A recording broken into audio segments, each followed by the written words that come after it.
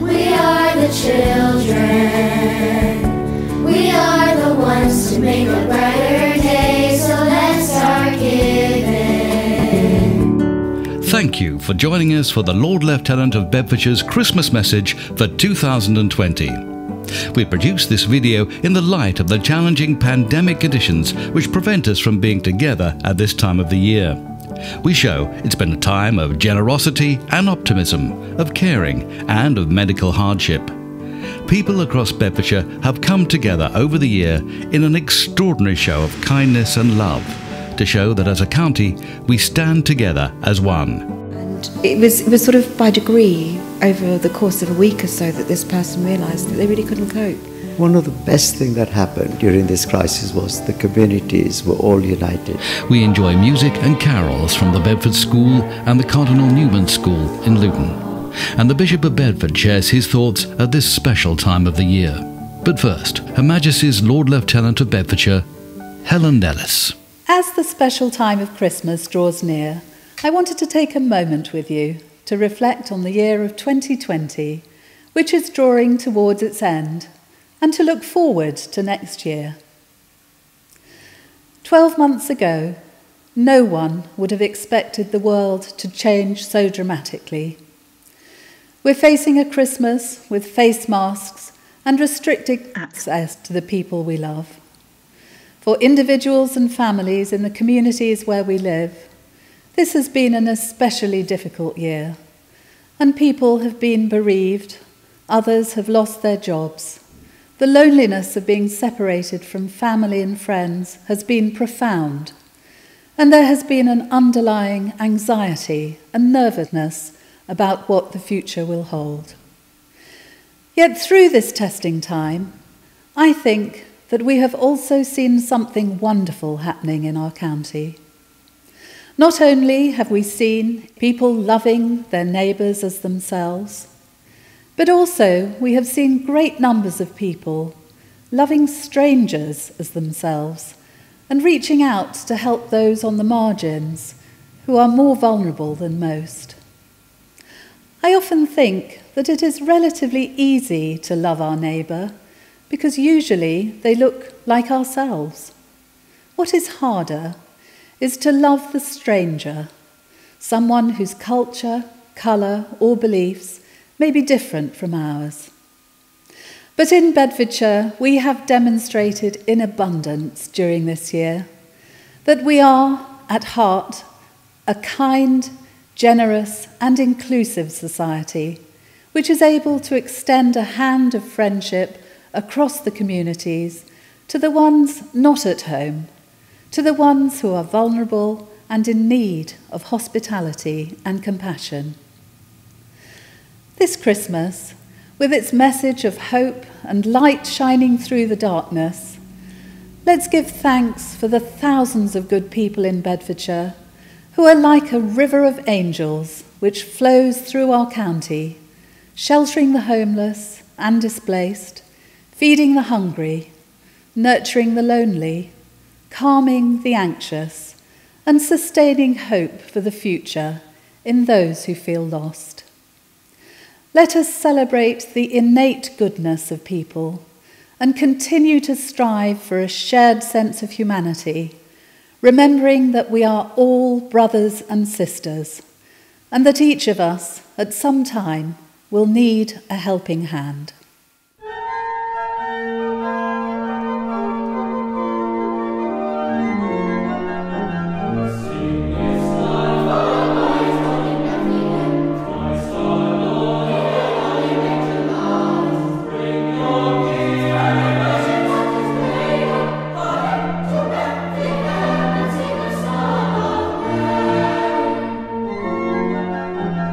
See the stars shining bright.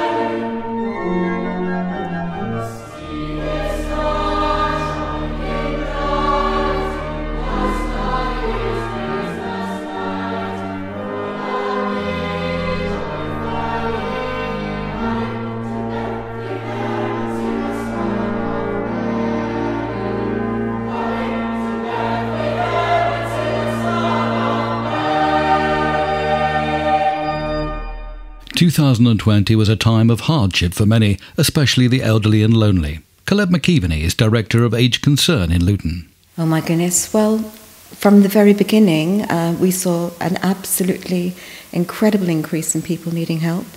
Lots of people had been previously quite independent, and suddenly, with the news of lockdown, previously fit and active people in their 70s and 80s couldn't go to the shops or couldn't queue at the shops or suddenly didn't have family on hand to support them. So we saw every day referrals coming in the tens and in the hundreds of people needing support. It was quite extraordinary how many people simultaneously realised how difficult it is to get by without support in the community. From our perspective, it wasn't so difficult to meet ongoing need. What was difficult was the scaling up quickly, but everybody did more.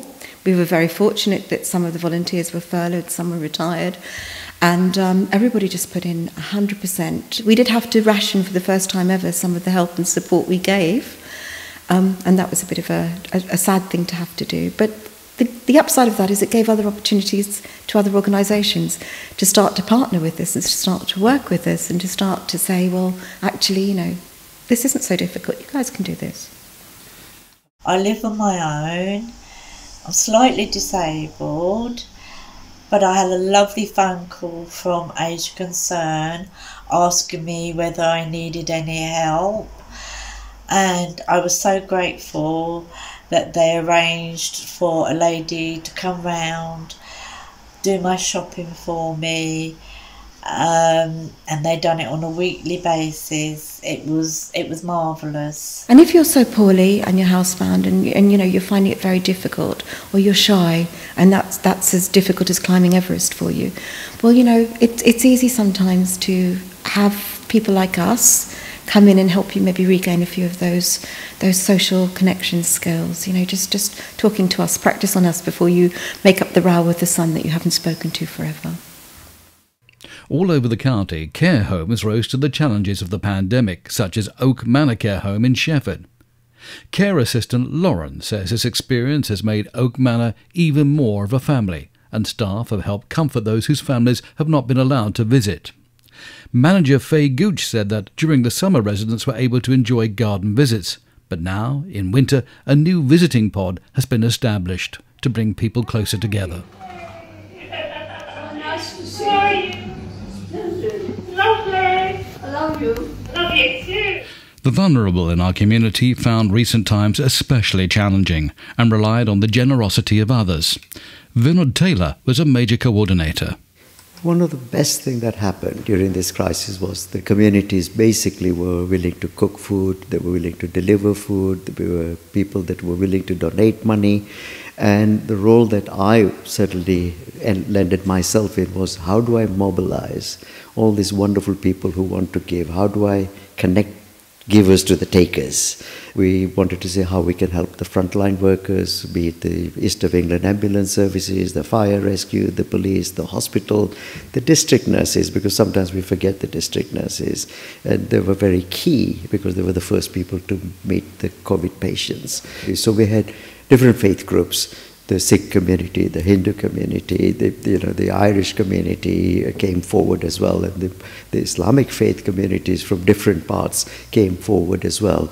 And I was able to mobilize food from different parts. Even food from London used to come to me, and I used to be able to mobilize. And the main thing was also to distribute it, but to make sure that we were not wasting it. It went to the needy people.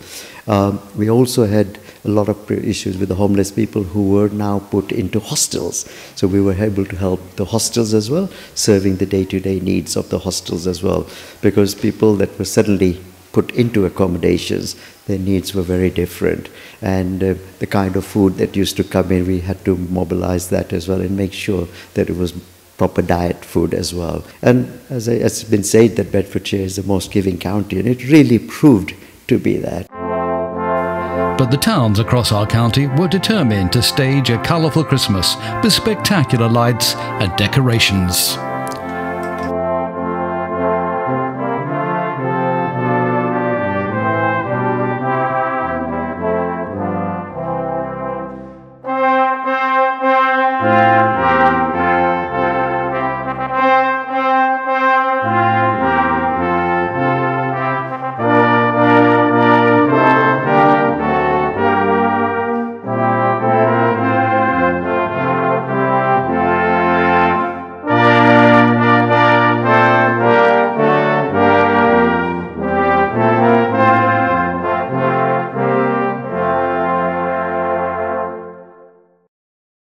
As we struggled to keep the pandemic under control, there were those who continued to support the people of Bedfordshire, from the farmers, workers in stores and supermarkets, and from the key workers such as the Bedfordshire Police. I wanted to join many of my colleagues and partners and friends across the public sector and other stakeholders in Bedfordshire to wish you all a very Merry Christmas and a Happy New Year. This year has been a truly extraordinary year, and we've seen some truly extraordinary things, especially here in Bedfordshire, not least of course with Captain Tom Moore as well, or Sir Captain Tom Moore of course, as he is now.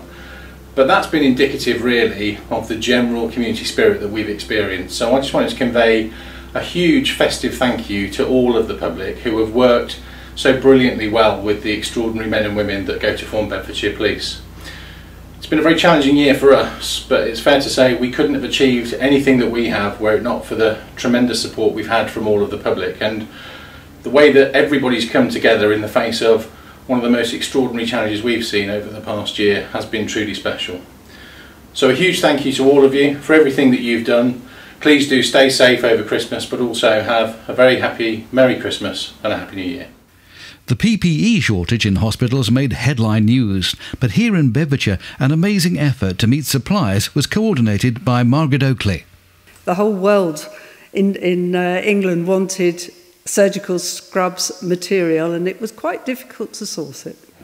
Well, we were very fortunate to first of all have 110 sewers, which I thought was incredible, with these special attachments to their machine. But in addition to that, Tustings in Lavenden were fantastic in helping us cut out the material so that we could make kits. The Bedfordshire firemen helped us distribute all the kits up and down the county from Luton up to Sandy. And in addition to that, Clayton's gave us bags to transport the things, and Conlon again gave us their boxes so that we could get them into the hospital efficiently and easily.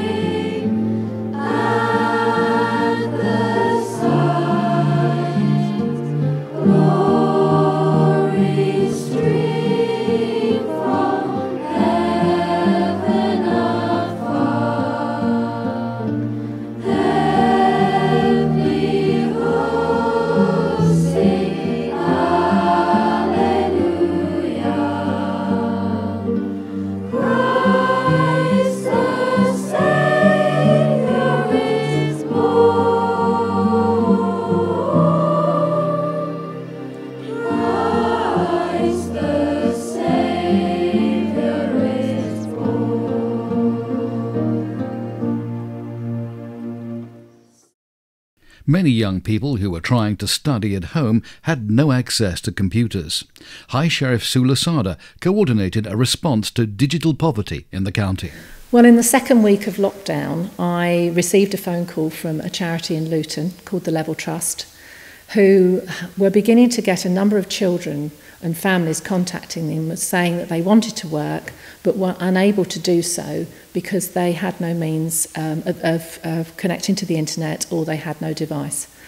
And working with Luton Children's Services, we identified those children in Luton, in the high schools, who were in that position.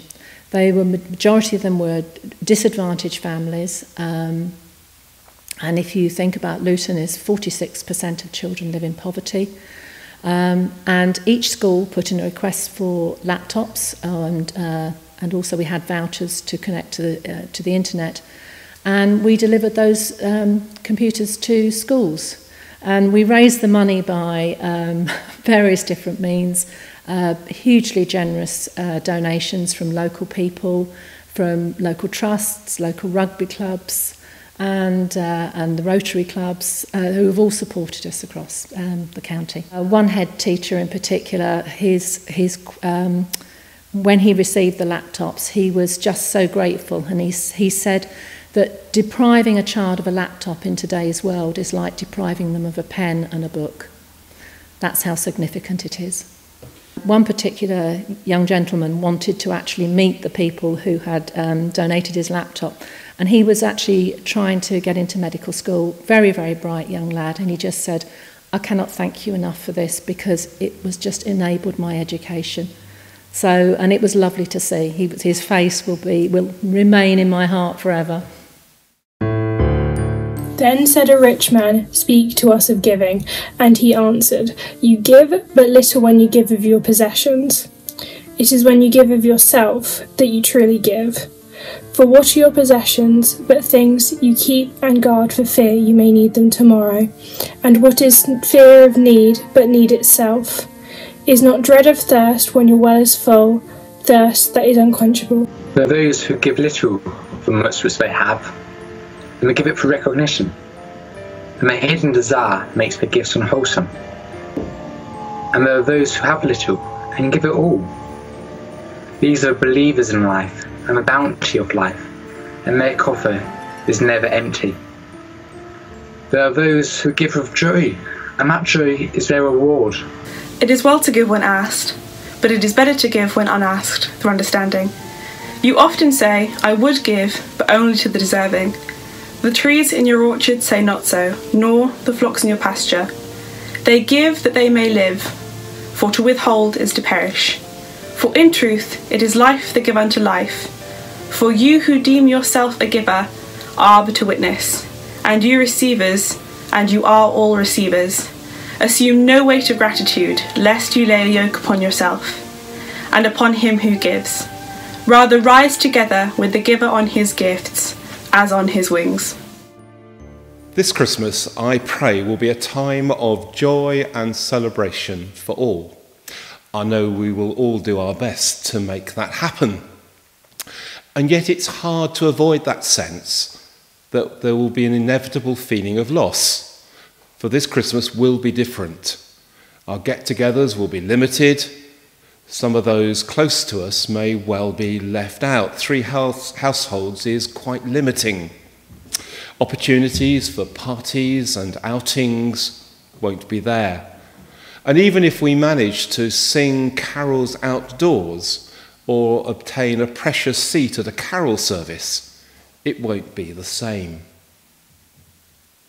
If we're not careful, this Christmas could be the Christmas remembered for what was not, rather than what was. To misquote Charles Dickens in A Christmas Carol, to be the year of the ghost of Christmas not to be. But Christmas, at its heart, is always about what is, for it is rooted in the God who is with us. For Christians, it's that message of hope focused on a newborn child in a manger, Jesus who is Emmanuel, a Hebrew name meaning God with us. It's that celebration of love and joy and peace at the heart of creation that can speak to all, of whatever our faith or belief. It's that love and joy and peace that has inspired so many to reach out in service to their neighbours, that is the source of the hope that has filled so many places, that is the light that fills the darkness. God with us, lived out by so many, in generous acts of love. Focus this Christmas on what is: the God who is with us, the love and joy and peace that enriches us and inspires us. We hear the Christmas angels, the great glad tidings tell, "O come to us, abide with us, our Lord Emmanuel." And so a blessing for all of us in our county. Unto God's gracious mercy and protection, we commit you this Christmas time. The Lord bless you and keep you. The Lord make his face shine upon you and be gracious unto you. The Lord lift up his countenance upon you and give you peace, both now and evermore. Amen. I hope, like me, that you have felt moved and inspired by the examples we have seen in the way in which individuals and groups of people are looking out for one another in Bedfordshire.